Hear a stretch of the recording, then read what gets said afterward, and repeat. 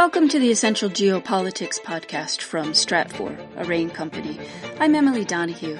In this podcast, the topic is Hong Kong's legislative elections, and our guide to this topic is Evan Rees, Asia-Pacific Analyst with Stratfor. Evan, thank you so much for being here. Thank you so much, Emily. Hong Kong's legislative elections have been delayed for a full year to September 2021. Why? Well, it came as a surprise to many people. This was an election that had been looked forward to as a key juncture and a key test for sort of the new normal in Hong Kong. I mean, we had a national security law passed in the last few weeks that heavily restricted politics inside the city, and it looked like the pro-Beijing camp was going to use those powers to limit the successes of the pro-democracy camp. Instead, what we saw the Hong Kong government use the justification of a new surge in COVID-19 cases to justify the delay for another year. And of course, as we've seen worldwide, many elections have proceeded in the middle of COVID-19. So that's not necessarily a full justification. There's something more going on. So how will the region's government operate during that year? So that's a bit of an open question right now. So the central government's National People's Congress Standing Committee is going to meet at the start of August, and they're likely going to announce precisely what it looks like in Hong Kong for the next year at the end of that session on August 11th. There's a few different ways they could go with this. What they could do is they could extend the current Legislative Council for another year, allow the lawmakers to continue to sit in their positions, and then vote on legislation and simply just have an extra year for this Legislative Council. Alternatively, China could form its own interim parliamentary body to vote on things, and they could constitute that in a different way and empower certain forces within Hong Kong.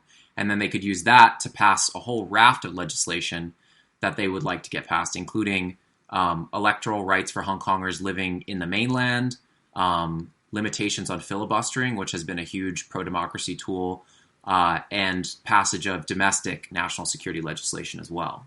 Who will be deciding what the next steps actually are? So it will be China's National People's Congress Standing Committee, and they're going to be meeting at the start of August, and they're the same body that decided on the national security law. Let's talk about the strategy of the Chinese central government towards Hong Kong. What's changing? China, over the last few months, has been trying to strike this balance in Hong Kong between controlling the political situation, limiting some of what they see as chaos within Hong Kong and threats to the central government, and on the other side, balancing that with trying not to jeopardize Hong Kong's economic value. This is very much rooted in a desire to rein in the threat to national sovereignty. And, if you look at China as a whole, it has several threats to its cohesion as a country. Taiwan is one of them, which it sees as a separatist province. You have separatist movements in Xinjiang, Tibet, and even Inner Mongolia.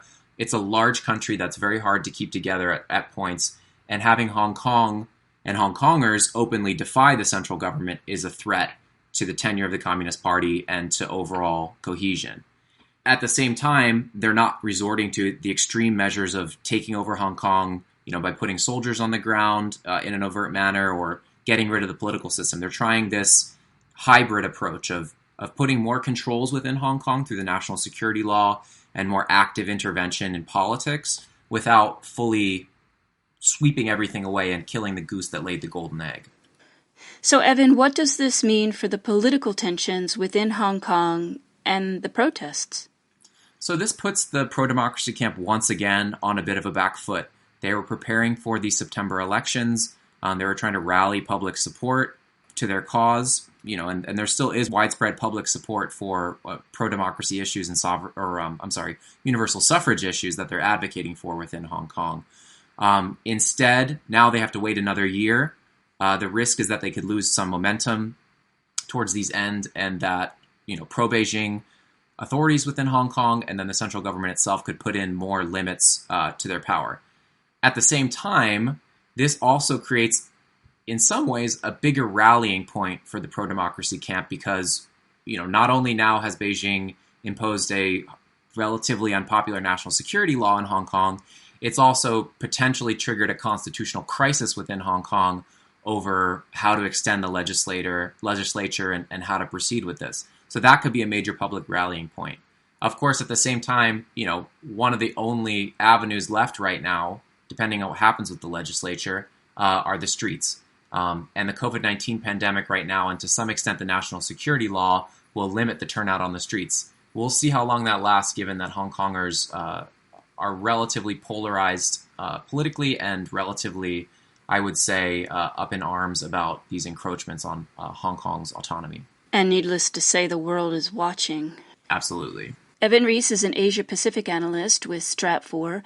You can read more on this topic and his analysis on what will happen next with a subscription to Stratfor Worldview. Our biggest value is actually keeping you apprised about what happens next. Podcast listeners can access a special subscription rate at stratfor.com/podcast offer. That's all one word, stratfor.com/podcast offer. I'm Emily Donahue. Thanks for listening.